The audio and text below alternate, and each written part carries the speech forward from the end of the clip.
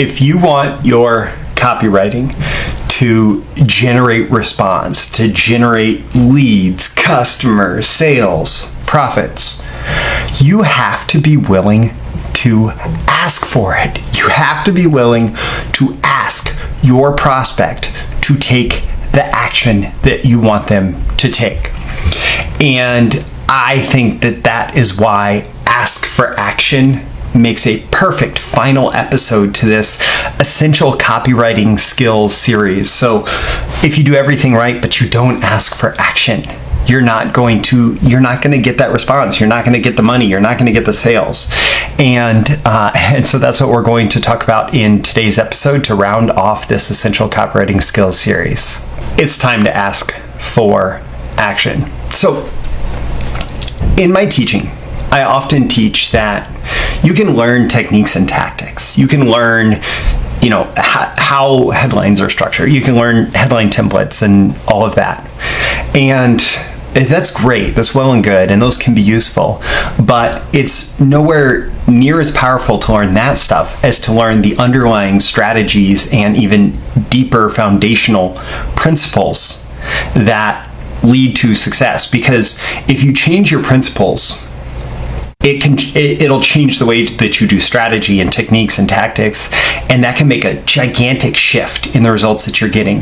Whereas if you just change your, let's say your tactical implementation, I'm going to write this headline versus that headline, then it doesn't often change that much. And so one of the most fundamental principles of direct response marketing, of conversion marketing, whatever you call it, like whatever term you put on it, the marketing that lives and dies based on going out there into the marketplace and generating a response.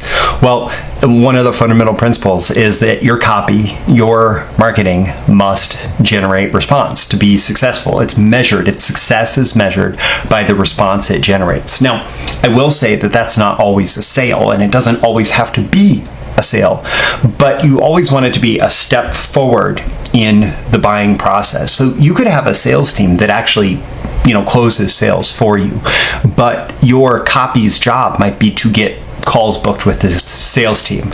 And so that's a conversion event. It's a response.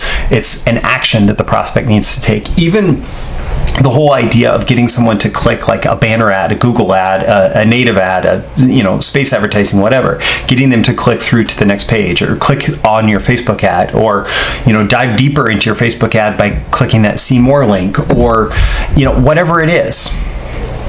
Your copy must generate a response. And so you have to be willing to ask for action, really, in life in general, and definitely in direct response copywriting. You're only going to get what you ask for. And so if you want a response, if you want somebody to buy, if you want somebody to take a specific action, if you want somebody to click from your email to your landing page, you have to be willing to ask for it. And there's this book by Zig Ziglar, Timid Salesmen Have Skinny Kids, right? And I like to remind folks of that timid copywriters have skinny kids, that you are not going to generate the success you want as a copywriter, at least in direct response, at least in this results accountable world of the type of advertising that I do, and so many of my readers and subscribers do, and that is a gigantic industry. You're not going to be able to generate financial success in this industry unless you are willing to tell people to take action. But I will say that the way that I approach this and the way that I teach this is a little bit different from that classical conception of a closer. So I don't believe that you have to be a closer, like a pressure-based sales tactics for closing the sale. In fact, I align much more deeply with the approach that is probably best captured in Jay Abraham's strategy of preeminence. And that is basically, you take the position of the preeminent expert authority and solution provider to the problem that your prospect faces. And so they're facing a problem, a challenge. They have an unfulfilled desire. Your solution is the best solution. You've created the best solution for it. You have become the expert on it. You've become the person who knows best how to solve that problem. And so taking action, buying your stuff, or diving deep into whatever it is that you have to offer, it is in the best interest of the prospect that you're offering that best solution, that you are being their advocate, that you're on their team. And so when you're on their team, when you are their advocate, when you're trying to help them find the best way, when you are the guide on their journey, when you're the preeminent expert and authority on the subject matter, when you have the best solution, it only makes sense that you just tell them directly, hey, I think that you should do this, and I've set it up to be completely to your advantage to do this. I've set this up to be something that is that's the best path of action for you, and I think that you need to do this. And so if you think, don't think, oh, I'm this salesperson who's trying to do this win-lose thing, right? I'm not trying to beat you through this game of selling. We are on a team, and so think your role is more akin to somebody who's like a coach, a parent, a mentor, a friend. Hey, we're on this team together. It's win-win. It's not win-lose. And our goal is to get you this positive outcome, this future state that you desire, that we've talked about throughout my selling message. And the only way that you're going to get that, or the best way that you're going to get that, is through taking the action that I'm asking you to take today. Now, traditionally, this has been called like a call to action. It's been called funny thing, sometimes the world works in mysterious ways and gives you really cool input at about the right time for the output. I was actually scrolling Reddit this morning, and I saw somebody talking about call to action versus call to value. And I never heard that call to value before, but it really resonated with me. Because call to action is like, buy my subscription now, or buy my product now, right? The call to value is, get your desired outcome now. Get what you want right now. Solve your problem right now. And so it's about making it about their value. It's about what they get. And you're still asking them to take action, right? But your call to action is that next step to get more value. And honestly, even though this language is fairly new to me, I find that it is very much in alignment with the fundamental positioning and how I've approached copy for a very long time.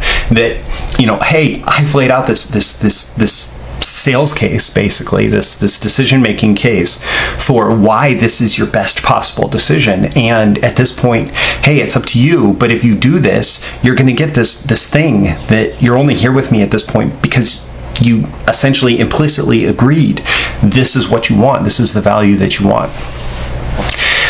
Now, I will say, when it does come time to actually do the closing, I've recently fallen in love with something that I saw Chris Haddad do, and I call it the 2 options close from Chris Haddad. He may have come up with that name, I don't know, but I saw 2 options, and I said it's the 2 options close, and I tied it to him. And I think he actually told me that that he didn't come up with it; he saw it somewhere else. But in my brain, it's Chris Haddad's.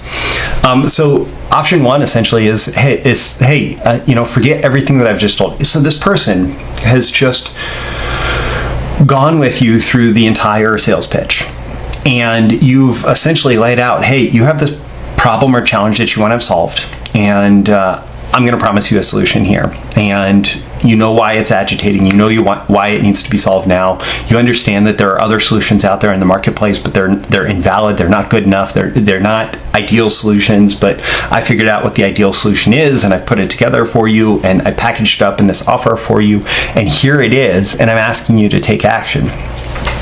And so at this point, you acknowledge that they do have 2 options. They have the option not to do this, or they have the option to do this, right? And so option 1, you always start with the one that you don't want them to take, because you don't want to end with the one you don't want them to take. People will remember the last thing that they heard. So option 1 is to, hey, just forget this. Forget everything that you've heard. Forget the promise of solving this problem. Forget that future state that you desire. Forget the possibility of fulfilling your desire. Forget the possibility of getting whatever outcome, whatever benefits and dimensionalized, transformational benefits that we've already talked about here. Forget all of that stuff that you were just paying attention to, and just go back to life as normal. Go back to not having this. Go back to, whatever you've been doing now up until this point that still has you interested in a solution to this problem. Or try this.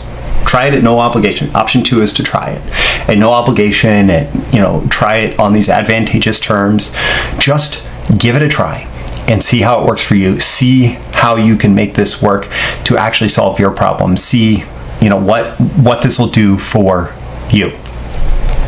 And I love that because it juxtaposes, it acknowledges that it is ultimately their choice. They choose to make this decision, and you cannot make that choice for them.